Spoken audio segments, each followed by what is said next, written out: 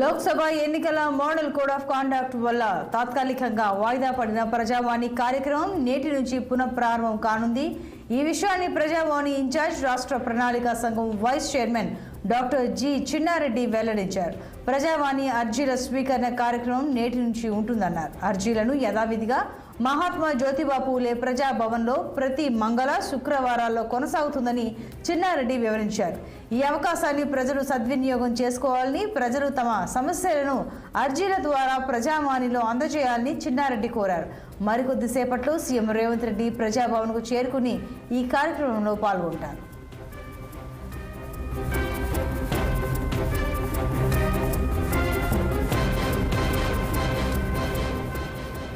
మరింత సమాచారం మా ప్రతినిధి నిర్మల లైవ్లో అందిస్తారు. నిర్మల, చెప్పండి, మరి కాసేపట్లో సీఎం ప్రజాభవన్కి చేరుకుంటారని తెలుస్తోంది. అలాగే ఇవాళ నుంచి పునఃప్రారంభం కానుంది ప్రజావాణి అని కూడా సమాచారం. వివరాలు ఏంటి?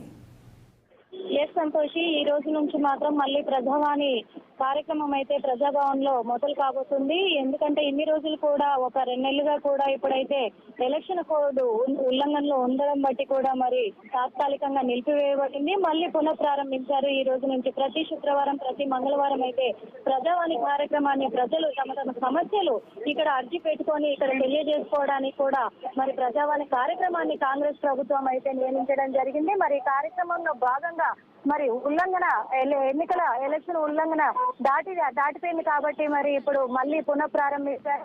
ఈ రోజున మరి ఈ శుక్రవారం మాత్రము ఇక్కడికి ప్రజావాణి కార్యక్రమానికి ప్రజాభవన్ కి మరికొద్ది కాసేపట్లో కూడా సీఎం వచ్చే అవకాశాలు కూడా ఉన్నాయని తెలుస్తుంది. అంతేకాదు ఇప్పుడిప్పుడే ప్రజలైతే తమ సమస్యలు తెలుపుకోవడానికి ప్రజావానికి కార్యక్రమానికి ప్రజాభవన్ కు వస్తున్నారు. అదే కాకుండా వికలాంగులు కూడా చాలా మంది వస్తున్నారు. అంతేకాదు ప్రజావాణి కార్యక్రమము మళ్ళీ పునఃప్రారంభం చేసినందుకు మాకు ఎంతగానో సంతోషం ఉందని కూడా ప్రజలైతే చెప్పడం కూడా జరుగుతుంది. అయినా కానీ ఇక్కడ ప్రజలు తమ సమస్యలు తెలుపుకోవడానికి గతంలో కూడా చాలా మంది గత ప్రభుత్వం ఉన్నప్పుడు మా భూములు స్వాధీనం చేసుకున్నారు వాళ్ళు అని చెప్పేసి కూడా పలు రకాల కేసులు కూడా ఇక్కడికి రావడం జరిగింది. అదే విధంగా ఇప్పుడు చాలా మంది కూడా మళ్ళీ పునఃప్రారంభించినందుకు మాకు చాలా సంతోషంగా ఉంది. ఇప్పుడు మా సమస్యలు కూడా ఇక్కడ తెలియజేసుకోవడానికి సీఎం రేవంత్ రెడ్డి గారు ఈ కార్యక్రమాన్ని పెట్టి మాకు మంచి చేశారు అని చెప్పేసి ప్రజలు కూడా తెలియజేస్తున్నారు.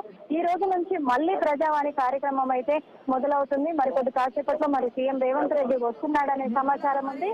మరి సీఎం రేవంత్ రెడ్డి వచ్చిన తర్వాత కూడా ఎప్పటి నుంచి వచ్చారు, ఎప్పటి నుంచి లైన్ లో నిల్చున్నారు, పరిస్థితి ఎలా ఉంది?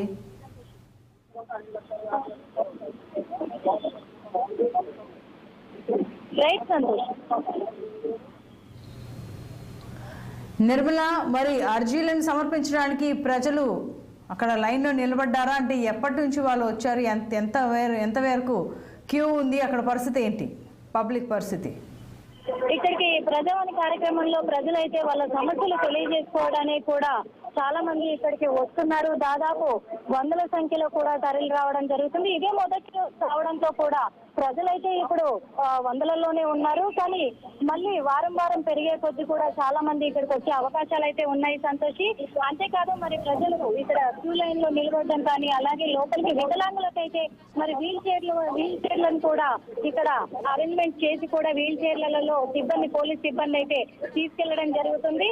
మరి ప్రజలకు ఎలాంటి సమస్యలు రాకుండా కూడా ఇక్కడ అన్ని ఏర్పాట్లు కూడా పోలీస్ బందోబస్తు ఇక్కడ భారీ బందోబస్తు ఏర్పాటు చేయడం జరిగింది. అదే విధంగా మరి వచ్చిన వికలాంగులను కూడా వీల్ చైర్లలో కూర్చోబెట్టుకొని పోలీస్ సిబ్బంది లోపలికి ప్రజాభవన్ వద్ద కూడా తీసుకెళ్తున్నారు. Okay Nirmala, thank you.